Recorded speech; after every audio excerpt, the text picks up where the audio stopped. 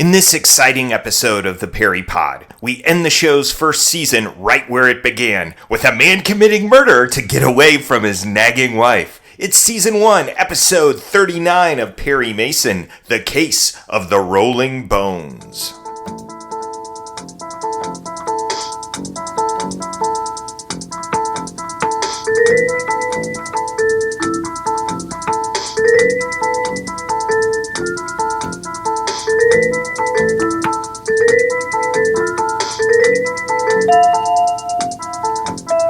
Welcome to the Perry Pod. I'm your humble host, Jonathan Searcy, and my purpose here is pretty simple: provide an audio companion to the greatest legal drama in television history, Perry Mason.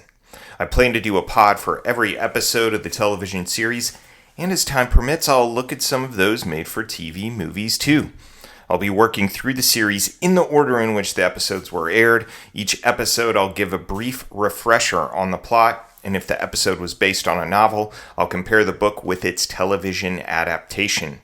Next, I'll list some key pieces of trivia as well as tackle the episode's main theme. We'll feature a Perry proverb, a moment of wisdom from the man himself, and then we'll finish with a post-case water cooler where, just like Perry, Della, and Paul, we can rehash the ins and outs of their adventures. But first, to the Law Library! Each episode in the Law Library, we return to prior cases to refresh our memories about Perry's past so we can find fresh precedents for future cases. Last week, in the case of the terrified typist, Perry agreed to take on Dwayne Jefferson's case without ever having met the man. Same thing in the case of the Rolling Bones, where Millie Foster gets Mason to defend Daniel Reed and even represent him in court without having seen him. This trend started way back in the case of the baited hook, where it took half of a $10,000 bill to get Perry to accept his veiled client. This lady is your client. At all costs, I want her protected. An introduction might be helpful. In the case of the one-eyed witness, Mason agrees to work for Marion Fargo without seeing her at all. Who is this? That's not important at the moment. I want to retain your services. And in the case of the prodigal parent, Joseph Harrison had his case pled to Perry by his ex-wife. The takeaway? Perry will make exceptions to the niceties of legal decorum. You know, little things like having a potential client make an appointment, or actually meeting the person he's going to represent before he takes the case. All he's asking for is a good mystery, and he's certainly gotten a lot of them in this first season. Now, without further ado, let's get to the plot of our episode. The Case of the Rolling Bones. Septuagenarian Daniel Reed is caught in the crossfire. A former associate, sometimes going by the name Monty Sewell, sometimes going by the name Maury Lewis, is blackmailing him $20,000 at a time. Well, that's all there is to it. I just felt you people ought to know the score before Maury Lewis and his girlfriend take your uncle for every dime they have. This prompts Reed's nephew and niece by marriage to put him in a sanitarium. The man must be nuts. I don't care about your legal obligations. Just tell her there's no money in the account. Or better still, tell her the truth. Tell her Daniel Reed's as crazy as they come. Of course, Reed has a sweetheart, Millie Foster, who enlists Perry's aid on Daniel's behalf. He said Daniel had senile dementia, evidenced by arcus senilis, whatever that means. Well, what about it, Mr. Mason? I gotta spring Daniel out of that coop. All right, Miss Foster. Arcus senilis, huh? Armed with a little knowledge about Judge Treadwell and the logical flim-flam being perpetrated by Daniel Reed's diagnosing doctor, Perry takes the family to town in this rare appearance in civil court. Would you mind describing that particular condition again for the court? Arcus senilis appears as a crescent-shaped ring in the outer periphery of the cornea. A crescent-shaped ring. You mean like the ring in Judge Treadwell's eye? Of course, anarchus senilis is not in itself indicative of a psychosis. It's just a symptom to be evaluated with others. I appreciate that, Doctor. It turns out Daniel has been working on his own behalf and springs out of this squirrel cage himself, just long enough to be in the same room as Maury Lewis's dead body. Hello. Hello, is this you, Millie? Daniel, where are you? I can't talk now. But, honey, you have nothing to worry about. Didn't you see the papers? I hired Perry Mason to spring you out of that squirrel cage. You don't have to go back. Well, that's good to hear. You sound strange. Some are sad that Lewis is dead, including Donna Knox. Well, Maury wasn't the greatest guy in the world, far from it. He was a heel, but he was mine. Perry, he's just trying to get his client off while dealing with the little problem of a bugged office. It's amazing. Trag showed up right on our heels. He also beat me to Donna Knox. Maybe he's been reading your mail. Well, whatever they're doing, I have a feeling they know exactly what's going on in our office.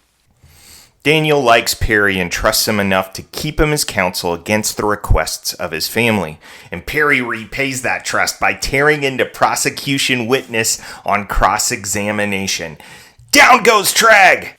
Would you please oblige us with a report of that conversation? Well, I asked him what Mr. Sewell looked like, and he said Mr. Sewell was a man in his late 60s, about 5'5", weighed around 140 pounds. Yet we know the victim was in his early 50s, almost 6 feet tall, and weighed close to 180.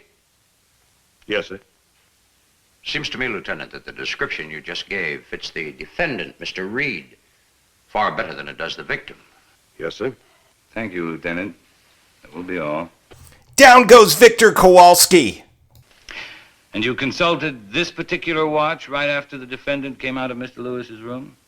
Yeah, I told you that before. So you did. However, I would like to know how you got this particular watch out of your pocket at a time you were carrying a broken sand jar which must have weighed at least 60 pounds. Then Perry purposefully makes it seem like Willard Scott, the nephew of Daniel Reed, is a key witness for his case.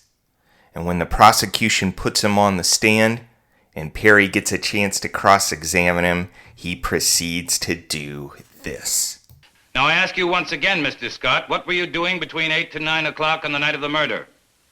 I don't remember. Then I'll tell you. You drove over to the Quincy Hotel where you killed a man by the name of Monty Sewell. The denouement adds some clarity to the case. Maury and Daniel once fought for Millie's affection in the Klondike, where Daniel struck it rich. It was Millie who shot Maury back then, not Daniel. Oh, and Trag helps Mason find the bug in his office. How swell is that? I didn't wait to be announced. Maybe I can help. This what you were looking for? Cute little gadget, isn't it? The 1939 novel on which the episode is based has some differences. Let's examine them, shall we? Number 1, the TV adapters removed any appearance to the title. In the book, John Milliken, who's the Maury Lewis character, is known for playing with loaded dice. And Perry talks about rolling the bones a couple of times. 0 dice references in the TV adaptation, leading me to wonder what in fact is the Rolling Bones to which the title refers in the television adaptation. Number 2, the murderer in the book is a character who does not appear in the show. One Guy T. Searle, who is closest approximately to the Dave Camp character in the book. Number 3, in the novel, the family isn't helpful, but we don't have anybody married to someone like Arlene Scott, the man Willard Scott was killing to get away from. We have 2 young playboy nephews who would rather have their uncle's cash than their uncle. Number 4, in the novel, it's the prosecutor, not Hamilton Berger, another prosecutor, not the PI, who bugs Perry's office. And when the prosecuting attorney goes after Perry Mason, for his legal pyrotechnics in the novel's closing, Mason can justifiably say, let's talk about ethics, buddy. You were bugging my office. Number 5. The novel features the first appearance of Gertrude Lade, better known as Gertie, Perry's receptionist. She has a fun scene at the beginning of the novel which shows her commitment to her new boss. And then she plays a role in trapping the murderer in court. She never gets this much screen time in the show. Check the novel out, if just for the Gertie scenes. Now, let's get trivial, shall we? Each episode in our trivia section, I give you 3 takeaways. A Paul is a subject worth investigating more, a Della is something about a particular character in the story, and a Perry is something we learn about our intrepid hero. Our Paul this week concerns the relative celebrity of psychiatrists. Millie tells Perry she doesn't trust Dr. Norris because he looks like he's angling for a book deal. This Dr. Norris is a real brain. Any day now, I expect he's going to write a book. He kept posing for his picture on the cover. Your prompt. Who was the pop psychiatrist book writing star of the 1950s? Did such a man or woman exist? Our Della this week concerns Judge Treadwell, he of the Arcus Senilis and the Big Gavel. As for you, Doctor, you'll be ordered to appear and show cause why you should not be found guilty of contempt of court. If Your Honor will permit me to explain. You'll have your chance, Doctor. Judge Treadwell was played by veteran character actor Richard Gaines, who appears again in episode 46 as a judge, although he's named Judge Carwell, and then as a nameless judge in 12 more episodes during the first 4 seasons of the show. Born in 1904 in Oklahoma, Gaines transitioned to Hollywood after an early career on Broadway. His most famous film role to me, The Boss of Edward G. Robinson and Fred McMurray in 1944's Double Indemnity. You know, you ought to take a look at the statistics on your side sometime. You might learn a little something about the insurance business. Mr. Keyes, I was raised in the insurance business. Yeah, in the front office. He had one daughter with his wife Brenda, to who he was married from 1936 to 1940. Brenda's second husband and Richard Gaines's daughter's adoptive father, William Holden. Gaines died in 1975 at the age of 70. He had retired from acting in 1962. Our Perry this week involves our intrepid hero's acting ability. Trag compliments him on it in the show's closing scene, and Perry plays it humble. And when you told Della that you wanted to call Scott as your own witness, you were just playing that scene for Berger. How did he like the performance? Loved it. But just make sure that you don't invite him the next time that you're doing a benefit. Burr, as Mason, has nailed the acting performances in this first season. The theme for the case of the Rolling Bones is, what else? Relationships. Let's start with Donna Knox, the significant other of the episode's murder victim. With a bottle in one hand and a glass in the other, Knox tells Lieutenant Tragg a little something about having lost someone she cared about. I understand how you feel. Do you, Lieutenant? You know what it feels like when somebody suddenly cuts out your insides? It's probably the most wrenching lover speech we've heard since Dolores confessed to killing Hervita, Barnaby Jones, in the case of the Lonely Heiress, and I sort of had to wonder whether Knox was a potential murderer here, but no, she really did love Maury Lewis. Of course, there's an opposite example. Willard Scott killing someone to get away from his wife. I wanted to get away from her. I wanted it so bad. You don't know what it's like to listen to her nagging day after day, night after night. 16 years. 16 years and never a minute's peace. I just wanted to Get away from her, that's all. Just want to get away. But let's end the season and this episode's theme on a happy note, shall we? Here's Millie talking about what makes her relationship with Daniel work. Daniel and me got a lot in common. We can talk together. How many young folks can do that?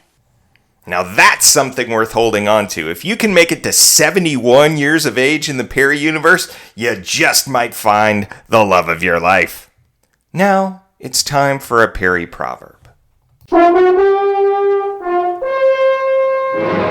Perry's proverbs typically come outside the courtroom, but for a pompous blowhard like Dr. Norris, he'll make an... You have no right. Now, Doctor, don't you get angry. Mr. Reed did, and you said he was senile. The Perry way is to give you a nice little dose of your own medicine. As Perry says to Hamilton Berger at the end of the case of the Sunbather's Diary, one order of crow for the gentleman. Oh, you said it, Perry. Now, let's grab a swig from the water cooler. You know, there is one thing I don't understand. Go on, Paul. A research prompt from The Case of the Terrified Typist involved political scandals precipitated by personal letters being made public. As far as I can tell, no U.S. senator has ever lost face when letters from his now wife, then secretary, became public, whether they contained cartoons, doodles, or any other sort of nonverbal communication or not. Maybe they were all handled by blackmail and just never came to light. The more scandalous scenario, of course, involves the unmarried Patricia Taylor announcing passionate love for Dwayne Jefferson, and now portraying herself as the chaste younger wife of a dignified older senator with a former lover on trial for murder. Note that the real Dwayne Jefferson doesn't get an invite to the post-trial soiree that Patricia Taylor and her husband invite Perry, Della, and Paul to.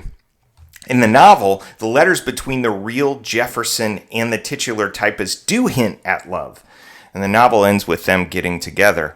In the television adaptation, it feels like the writers were trying to avoid the love angle and ended up outsmarting themselves. Blackmail over cartoons? Really? As always, I'd love feedback about this particular episode of the podcast in general. Was there something about this episode that you'd like to comment on, or something that you'd like to correct? You can leave comments on the pod's website at theperrypod.libsyn.com or email me at theperrypod@gmail.com. You'll find those links in the show notes. All Perry Pod episodes are now available via Spotify, YouTube, and iTunes. Thanks so much for joining me on this pod journey. Next time, we'll take a breather between Season 1 and Season 2 by checking out the second made-for-TV Perry movie, The Case of the Notorious Nun. Join me, won't you? Until then, this is Jonathan Searcy saying, keep on walking that Park Avenue beat!